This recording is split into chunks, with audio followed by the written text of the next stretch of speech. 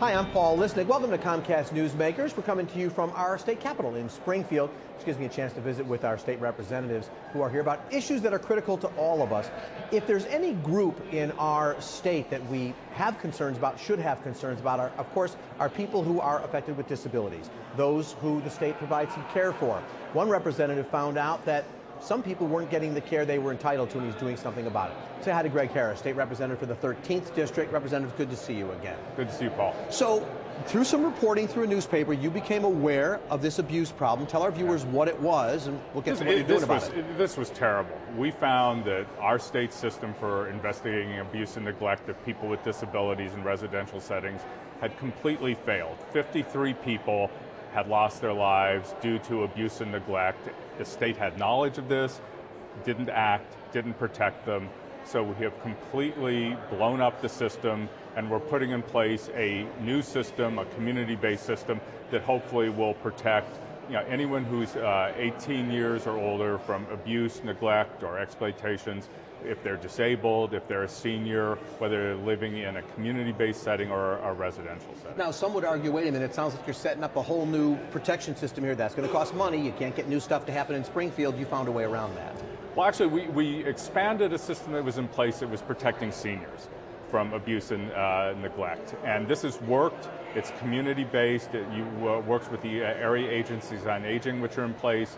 There is existing relationships with law enforcement, with healthcare workers, with the coroner's offices to look at deaths and suspicious instances. So it's worked, it's proven effective, and it decentralizes and puts people on the ground in every one of our counties and towns. And how will this work to prevent another? I mean, some of these situations are just terrible. You and I were talking before we came on the air of people just being neglected and people basically collecting checks, on their behalf from the state. How will this mechanism help to make sure that can't happen? Well, it does a lot of things. First of all, it will create a central point of intake so that you don't have to try to figure out who do you report to if you suspect that a relative is being abused, or if you think that a neighbor is being abused or neglected. There's an 800 number you can call. Teams will be sent out who have the professional expertise, especially with people who are severely and profoundly disabled who may not be able to adequately communicate. They're going to investigate. They'll bring in law enforcement. They'll bring in social services. They'll work with family members to be sure that people are getting the quality of care that they really deserve to lead full, dignified lives. I want to switch just it's a related issue, and that is, of course, because of the financial problems in the state, certain facilities, mental health facilities, are being shut down. These too are people who need the state's help. I understand it's a budget problem, but what do you do? Well, as we move people into community care, and as chairman of the Human Services Appropriations Committee, I understand we need to provide institutional care for those who need and whose families believe this is the best case for them.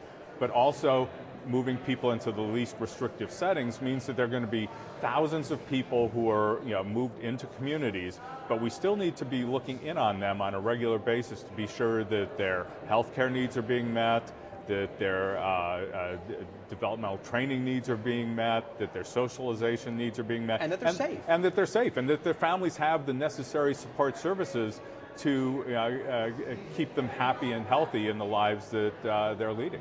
You're getting support from Republicans on these efforts? We've got a bipartisan group that's been working on this, the Governor's Office, Department of Human Services, Department of Aging, the Attorney General, Lisa Madigan, has been instrumental in this, coroners, healthcare. Everyone is pulling together because everyone realizes that these are the most frail and often fragile people we need to protect. That's good to hear. I thank you, sir.